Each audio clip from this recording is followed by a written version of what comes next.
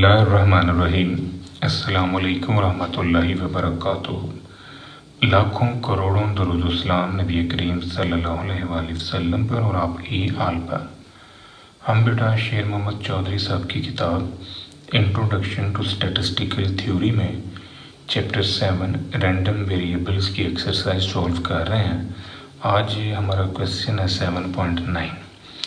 Suppose that the life length in r of certain radio tube is continuous random variable x with PDF। ये आपको PDF दिया गया है life length की information का।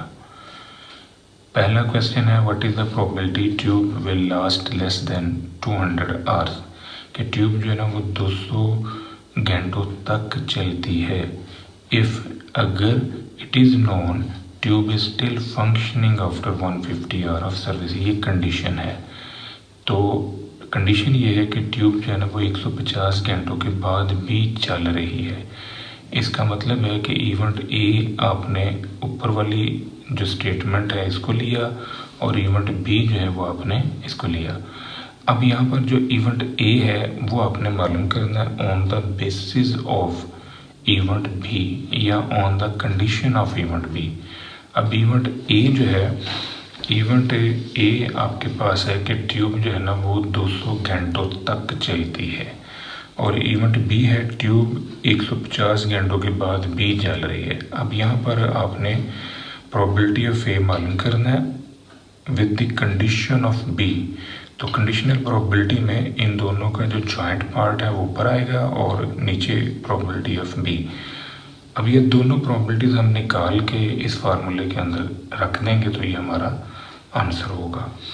अब ये कॉमन पार्ट आपने पहले समझना है कि ये कैसे बना। इवेंट ये है कि ट्यूब 200 घंटों तक चलती है, इसका मतलब 200 घंटे से नीचे नीचे, ये इवेंट ए है। और इवेंट बी है कि ट्यूब जो है ना वो 150 घंटों के बाद भी जल रही है, अब 150 से आगे। तो अब जो कॉमन पार्ट आ रहा है वो 150 से लेके 200 घंटों तक, ये जो शेडेड एरिया है ये कॉमन पार्ट है। यानी ट्यूब जो है वो 150 से लेके 200 घंटों तक जलती है। तो इसको इंटीग्रेट करें, ये जो एक्स स्क्वायर है इसको अगर आप ऊपर ले जाएं तो ये एक्स की पावर -2 होगा। इसका इंटीग्रल जो है पावर 1 प्लस कर दें और जो आंसर आता है उसी पर डिवाइड करना है, ये फॉर्म आपके पास आ जाएगी। अब यहाँ आपने x की जगह पर पहले मरहले पर 200 रखा, फिर आपने x की जगह पर 150 रखना है। अब जब आप निचली लिमिट रखेंगे तो माइनस से ज़रब देंगे, एक माइनस ये, और जब निचली लिमिट रखते हुए माइनस से ज़रब देंगे तो ये प्लस हो जाएगा। अब इसको सॉल्व करें तो ये हमारे पास आंसर आ रहा है। ये प्रोबेबिलिटी है ए इंटरसेक्शन बी। अब हमने प्रोबेबिलिटी निकालनी है बी की, और प्रोबेबिलिटी ऑफ बी ये है कि 150 घंटों के बाद भी ट्यूब जो है ना वो जल रही है। अब इसका मतलब कि 150 से ऊपर अब कहाँ तक इसने चलना है, चूँकि इस PDF की रेंज जो है वो अप टू इन्फिनिटी है, इस वजह से 150 टू इन्फिनिटी मैंने लिख दी है। इसको इंटीग्रेट करें, इसका जो इंटीग्रल है वो ये बन देगा, यहाँ x की जगह इन्फिनिटी रखें और फिर x की जगह पर 150। तो इसको सॉल्व करने से ये हमारे पास आंसर आ जाएगा। अब ये दोनों आंसर जो हैं ये आपने दोनों आंसर जो आपने निकाले हैं, एक ये जो इनका कॉमन पार्ट है और एक ये जो इवेंट बी है, तो इन दोनों को इस फार्मूले के अंदर रखने से हमारे पास आंसर आ रहा है 0.25। ये हमारा रिक्वायर्ड आंसर है। अब ये रिक्वायर्ड आंसर है कि ट्यूब जो है ना 200 घंटों तक जलती है, इस शर्त पे कि ट्यूब 150 घंटों के बाद भी जल रही है। दूसरा पार्ट है, कहता है कि what is the probability if 3 such tubes are installed in a set, exactly one will have to replace after 150 hours of service।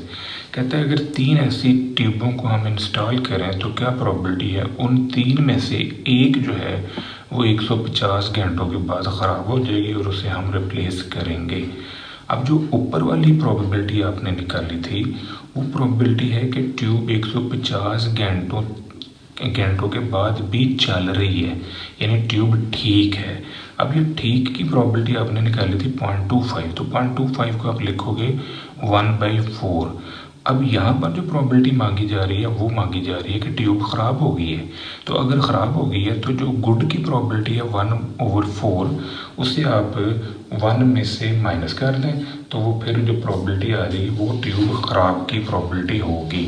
यानी प्रोबेबिलिटी ऑफ डिफेक्टिव आपने निकालना है। तो ट्यूब रिप्लेस कब होगी, जब वो 150 घंटों के बाद आपने उसे रिप्लेस करना है। तो अगर ट्यूब 150 घंटों के बाद भी चल रही है तो इसकी जो प्रोबेबिलिटी है वो 1/4 है। तो 1/4 को 1 में से माइनस करने से ये जो प्रोबेबिलिटी निकलेगी ये वाली फिर होगी कि ट्यूब को रिप्लेस करना पड़ा, यानी आफ्टर 150 आवर ट्यूब को रिप्लेस करना पड़ा। इसका मतलब है कि आपने जो गुड की प्रोबेबिलिटी थी 1 में से गुड की प्रोबेबिलिटी निकाल दी, तो बाकी आपके पास जो है ट्यूब के ख़राब होने की प्रोबेबिलिटी रहेगी। अब आपका है P, तो P + Q 1 होता है, तो Q आ जाएगा 1 - P, तो 1 - 3/4 ये कीमत यहाँ पर रखें। Q की वैल्यू आ गई 1/4। अब N की वैल्यू 3 है, P की वैल्यू 3/4 और Q की वैल्यू 1/4। X जो है वो डिनोट करता है ट्यूब रिप्लेसिंग आफ्टर 150 आवर के। आपका वेरिएबल X जो है यहाँ पर उन ट्यूब्स को शो करता है जिनको 150 घंटों के बाद रिप्लेस करना पड़ा। तो यहाँ पर हमने ये बाइनोमियल फंक्शन जो है ये यूज़ करना है। N की वैल्यू 3, P की वैल्यू 3/4, Q की वैल्यू 1/4, ये कीमतें आपने रख दी। अब क्वेश्चन ये है कि 3 में से एक ट्यूब जो है ना वो ख़राब हुई है, जिसको इंस्टॉल करना है। तो x की जगह पर आप 1 रख दें। इस फंक्शन में x की जगह पर 1 रखने से ये आ जाएगा। इसको सॉल्व करें कैलकुलेटर से, तो ये हमारा आंसर है।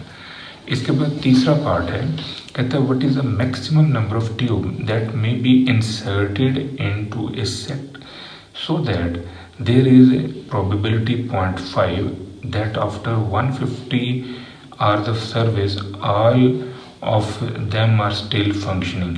कहता है कि कितनी ट्यूब्स को हम इंसर्ट करें कि जो 150 घंटों के बाद भी चलती रहें।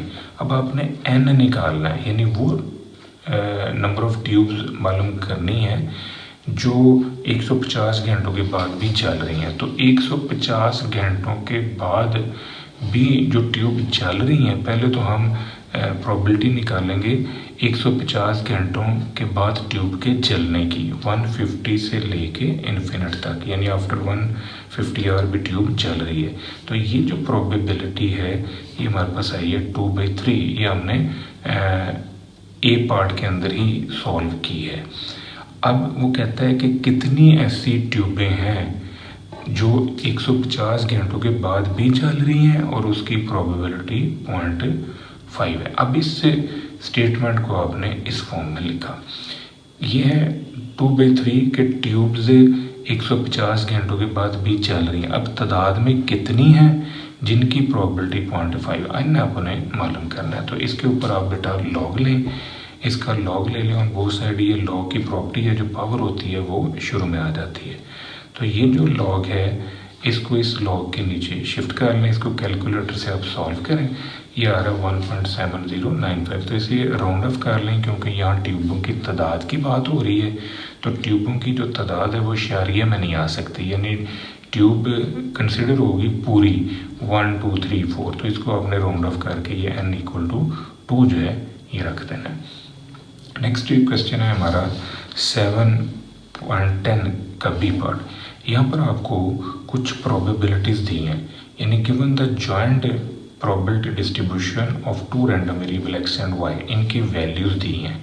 कहते हैं इनमें से मार्जिनल और कंडीशनल प्रोबेबिलिटीज़ निकालने। सबसे पहले हमने इन प्रोबेबिलिटी से बाईवेरिएट प्रोबेबिलिटी डिस्ट्रीब्यूशन टेबल बनाना है, यानी जॉइंट प्रोबेबिलिटी डिस्ट्रीब्यूशन का टेबल बनाना है। x की वैल्यू 1, y भी 1, x की वैल्यू 1, y 2, x की वैल्यू 1, y 3, इनको हमने टेबल में स्प्लिट करना है। अब वो टेबल में जब हम इनको स्प्लिट करेंगे तो हमारे पास जो जॉइंट प्रोबेबिलिटी डिस्ट्रीब्यूशन खुलेगा वो ये है। अब यहाँ पर देखें कि x की वैल्यू 1 और y भी 1, इसकी प्रोबेबिलिटी है 6/30। ये मैंने ये वाला पेयर जो है इसको शिफ्ट किया यहाँ पर। फिर x की वैल्यू मैंने ली है 1 और y लिया 2, इसकी प्रोबेबिलिटी 1/30 है। x की वैल्यू 1 और y 2, इसकी प्रोबेबिलिटी 1/30। सिमिलर पैटर्न x की वैल्यू 1 और y 3, तो x की वैल्यू मैंने ली 1 और y 3, ये 1/30। ये सारी वैल्यूज़ को मैंने इस टेबल में इसी तरह स्प्लिट कर दिया। ये मेरे पास जो टेबल आया है इसे मैं लिखता हूँ जॉइंट प्रोबेबिलिटी डिस्ट्रीब्यूशन। अब इस जॉइंट प्रोबेबिलिटी डिस्ट्रीब्यूशन से हमने बनानी है मार्जिनल प्रोबेबिलिटी डिस्ट्रीब्यूशन। तो मार्जिनल प्रोबेबिलिटी डिस्ट्रीब्यूशन वो होती है जिसमें सिंगल वेरिएबल होता है, आइदर x और y। तो ये जो जॉइंट टेबल है इसमें से अगर आप इनको रो वाइज सम अप कर लें तो ये आपके पास मार्जिनल प्रोबेबिलिटी डिस्ट्रीब्यूशन खुल जाएगा x का। इनको रो वाइज सम अप करें, 6 1 और ये वाला 1, ये 8/30, इनको इस तरफ जमा कर लें 10/30, इनको इस तरफ जमा करें 12/30।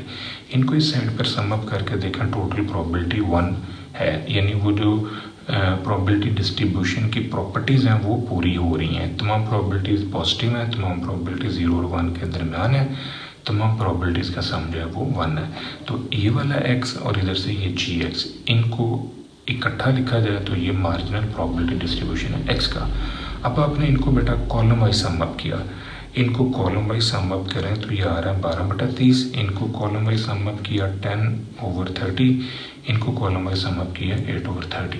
अब आपने ये y की ये वाली वैल्यूज़ और यहाँ से h ऑफ y, इन दोनों को कलेक्टिवली लिखना है एक टेबल की फॉर्म में। तो फिर ये टेबल जो है ये कहलाएगा marginal probability distribution of y। अब इनको हम एक टेबल की सूरत में लिखते हैं। x की वैल्यूज़ के सामने हमने मार्जिनल प्रोबेबिलिटी डिस्ट्रीब्यूशन बना दिया x का, यानी ये x की वैल्यू के सामने इनकी प्रोबेबिलिटी लिख दी। इसी तरह ये जो दो कॉलम है ये मार्जिनल प्रोबेबिलिटी डिस्ट्रीब्यूशन है y का। y की वैल्यूज़ के सामने हमने इनकी प्रोबेबिलिटीज़ लिख दी हैं। अब ये जो टेबल बने हैं दो, एक ये वाला और एक ये, इनको हम कहते हैं मार्जिनल प्रोबेबिलिटी डिस्ट्रीब्यूशन। अब इससे हमने बनाना है कंडीशनल प्रोबेबिलिटी डिस्ट्रीब्यूशन। तो कंडीशनल के अंदर जो पॉसिबिलिटीज़ हैं वो आपने ज़रा ऑब्ज़र्व करनी है बेटा। पहला हम प्रोबेबिलिटी डिस्ट्रीब्यूशन बना रहे हैं कंडीशनल x का, given that y is equal to 1 2 and 3, यानी हमने x की प्रोबेबिलिटी डिस्ट्रीब्यूशन बनानी है on the basis of y is equal to 1। पहले मरहले पर हमने सिर्फ y1 लेना है, तो फिर हम दूसरे मरहले पर y2 लेंगे, फिर तीसरे पर y3। तो पहले मरहले पर जो कंडीशन हम यूज़ करेंगे वो है y इक्वल टू 1। अब y इक्वल टू 1 का मतलब ये कि यहाँ पर y जो है वो फिक्स हुआ है, x ने वेरी करना है, x की वैल्यू हम रखेंगे 1 2 3, बट y जो है वो फिक्स रहेगा। यहाँ पर देखें x की वैल्यू 1 y1, x की वैल्यू 2 y1, x की वैल्यू 3 y1, y जो है वो फिक्स हुआ है। अब इन दोनों का जॉइंट पार्ट ऊपर और नीचे जो है ये बटे वाला, इन दोनों का जॉइंट पार्ट ऊपर और नीचे ये, इन दोनों का जॉइंट पार्ट ऊपर और नीचे ये y वाला। अब यहाँ पर हमने ये x1 y1 की कीमत रखनी है। तो ये जो कीमत है ये हम इस बाइवेरिएट टेबल में से लेंगे। x की वैल्यू 1 और y भी 1, x1 y1, ये आ गई 6/30। दूसरी बात ये है कि जो मार्जिनल प्रोबेबिलिटी आपने लेनी है y1 की, तो y1 की मार्जिनल प्रोबेबिलिटी जो है ये आ रही है आपके पास 12/30। ये आप यहाँ से भी ले सकते हैं, इनको सम अप किया हुआ है, ये 12/30 है। तो एक ये 6/30 होगी, एक ये 12/30। तो ये कीमतें जो हैं ये आपने यहाँ पर रख दी, 6/30 12/30। इसको आगे सॉल्व करना है। मज़ीद देखें x की वैल्यू 2 है और y1, x2 और y1। अब यहाँ पर देखें कि x की वैल्यू 2 और y1 ये आ गई 4/30 और मार्जिनल ऑफ y1 ये आ गई 12/30। ये 4/30 और 12/30 इन दोनों को आपने यहाँ पर रख दिया। सिमिलर पैटर्न x की वैल्यू 3 और y1, x 3 है और y की वैल्यू 1 है, x की वैल्यू 3 और y1 ये 2/30 और मार्जिनल ऑफ y1 इसको सम अप कर लें, ये 12/30 है। तो ये कीमत आपने यहाँ पर रख दी। सिमिलर पैटर्न यहाँ पर देखें कि मैंने y की वैल्यू 1 लिखी थी, इधर y की वैल्यू 2 है। अब इसका मतलब कि आपका y जो है वो 2 है, बट x वेरी करेगा। x की वैल्यू हम 1 लिखेंगे, फिर x की वैल्यू 2, फिर x की वैल्यू 3, लेकिन जो y है वो फिक्स है, y 2 ही चल रहा है। तो जैसे मैंने इनकी कीमतें रखी हैं वैसे ही x1 y2 की कीमत जो है इस जॉइंट टेबल में से हम ले लेंगे। x की वैल्यू 1 और y2 ये आ गई 1/30, और इसकी मार्जिनल जो है 2 के अगेंस्ट 10/30 है। ये कीमतें आपने यहाँ पर रख दी। सिमिलर पैटर्न x2 और y2, x की वैल्यू 2 है और y भी 2, यहाँ से भी 2 और इधर से भी 2, 5/30, और 2 के अगेंस्ट मार्जिनल आ रही है y की 10/30। ये कीमतें आपने यहाँ पर रख ली। सिमिलर पैटर्न x की वैल्यू 3 और y 2, ये कीमत रखते हैं। यहाँ पर हमने बेटा मार्जिनल प्रोबेबिलिटी डिस्ट्रीब्यूशन बनाया है जिसमें x वेरी कर रहा है और y की वैल्यू फिक्स है, 1 के साथ, यहाँ पर फिक्स है y की वैल्यू 2 के साथ। तो आप इसको 3 के साथ खुद कर सकते हैं प्रैक्टिस। अब मैं मार्जिनल और कंडीशनल प्रोबेबिलिटी डिस्ट्रीब्यूशन जो है वो बनाता हूँ y गिवन x के साथ। यानी ये जो कंडीशनल प्रोबेबिलिटी डिस्ट्रीब्यूशन है, यहाँ पर y वेरी करेगा और x जो है ना वो फिक्स रहेगा। पहले हम x की वैल्यू 1 लेते हैं, फिर 2 लेंगे, फिर 3 लेंगे। तो अब इसमें देखें कि y जो है वो वेरी कर रहा है और x की वैल्यू 1 फिक्स है। x की वैल्यू को 1 नहीं रखना है और y को चेंज करना है। y की वैल्यू 1, y की वैल्यू 2, y की वैल्यू 3। तो यहाँ पर आपने ये 1 1 1 2 1 3 ये जो जॉइंट प्रोबेबिलिटी डिस्ट्रीब्यूशन है उसमें से मैंने ये कीमतें ली हैं। ये मैंने अभी आपको करके दिखाया है कैसे बाई वेरिएट टेबल में से कीमतें निकाली हैं। इसी तरह अब इसमें क्या किया है कि इसमें x की वैल्यू 2 है और y वेरी कर रहा है। y की वैल्यू को रखें 1 2 3, लेकिन x की वैल्यू को फिक्स रखना है 2 के साथ। तो ये जो इनकी कीमतें हैं ये जॉइंट टेबल में से और मार्जिनल प्रोबेबिलिटी डिस्ट्रीब्यूशन के टेबल में से ले लेनी है। यहाँ मार्जिनल x यूज़ हो रहा है, ये फिक्स है और ये वेरी कर रही है, क्योंकि यहाँ पर जो y की वैल्यू है पहले 1 आएगी, फिर 2 आएगी, फिर 3 आएगी। तो नेक्स्ट हमने ये चेक करना है कि क्या ये दोनों वेरिएबल जो हैं ये इंडिपेंडेंट हैं x और y। तो अगर तो बेटा ये दोनों वेरिएबल इंडिपेंडेंट हुए तो फिर ये जो जॉइंट प्रोबेबिलिटी डिस्ट्रीब्यूशन है इसको हम ब्रेक कर सकते हैं f(x) और f(y) के अंदर। तो आप यहाँ पर कोई पेयर जो है ना वो स्टडी कर लें।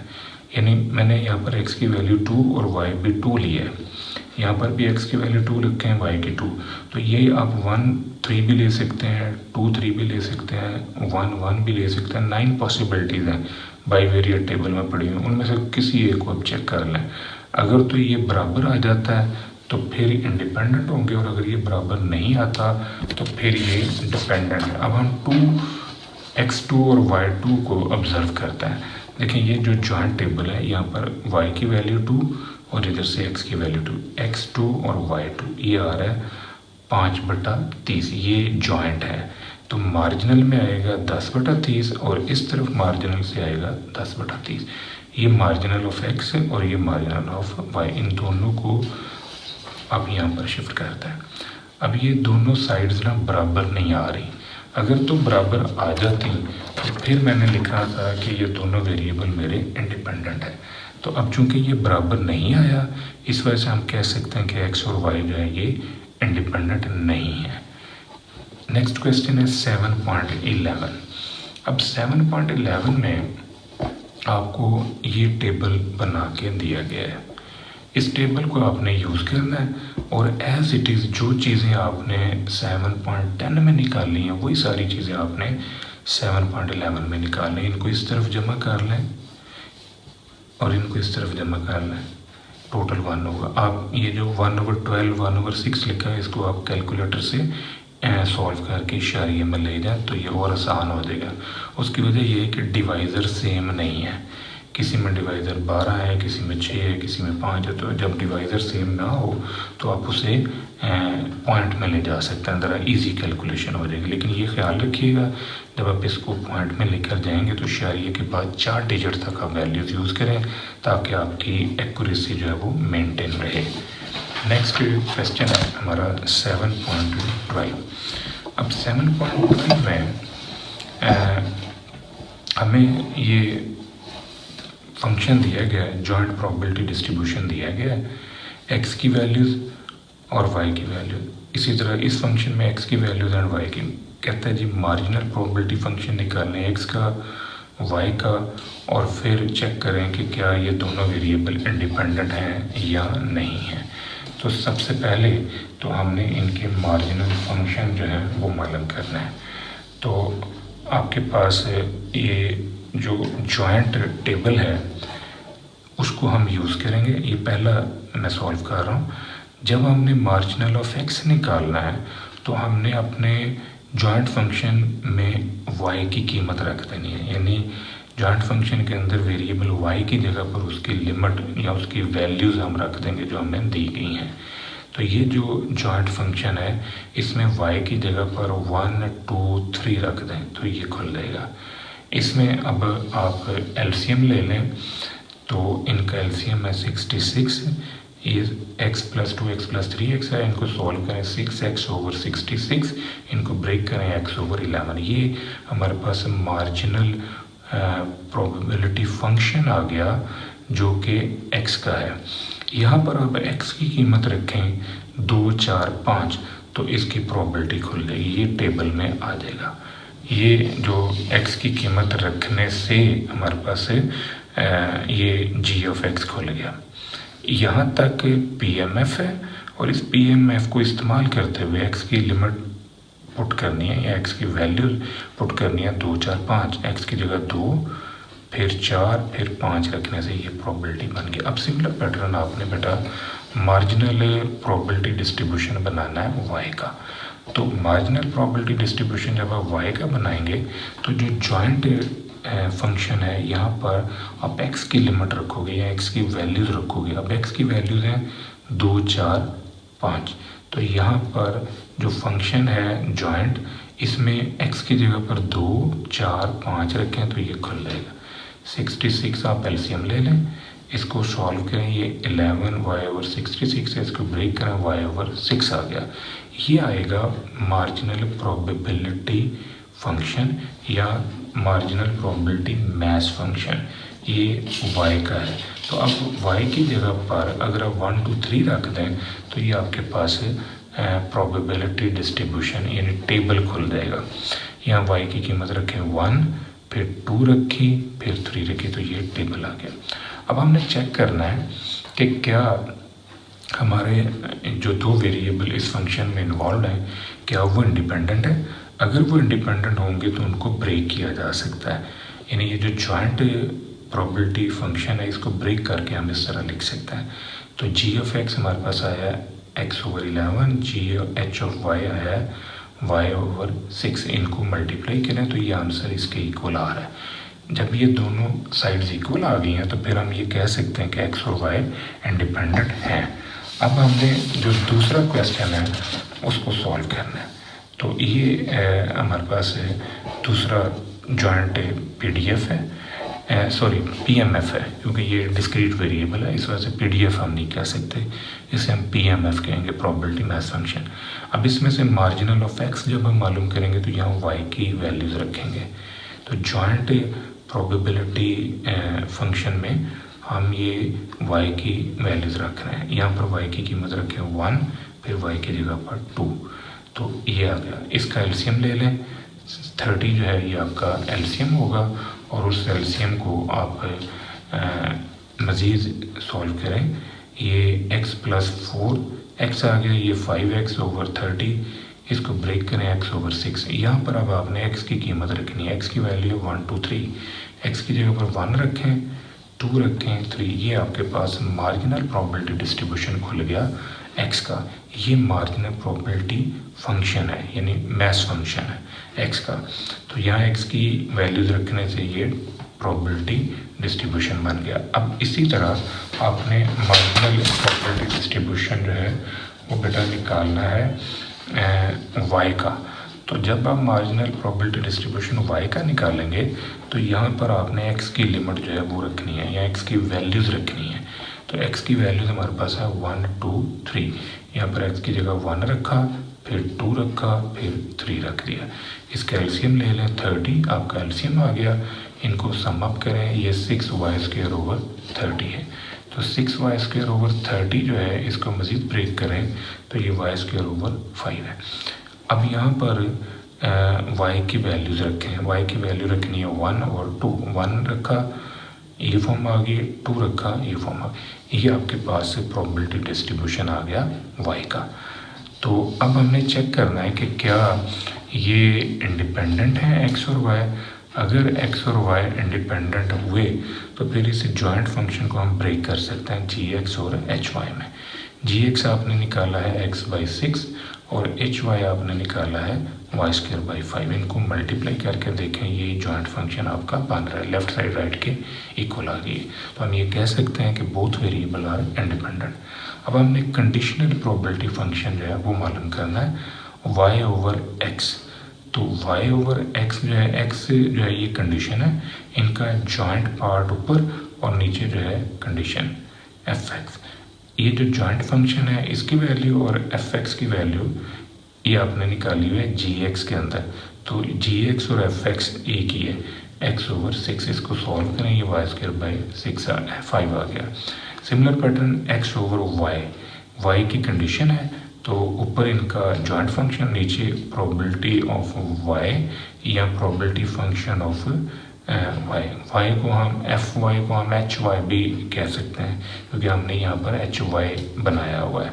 तो यहाँ कीमतें रखें, ये जॉइंट पार्ट और ये वाला जो fhy है ये आप यहाँ पर रख दें। इसको सॉल्व करें, x/6 आ गया। ये था बेटा आज का हमारा लेक्चर। दुआ में याद रखिएगा। इंशाल्लाह अगली वीडियो के साथ फिर हाजिर होंगे।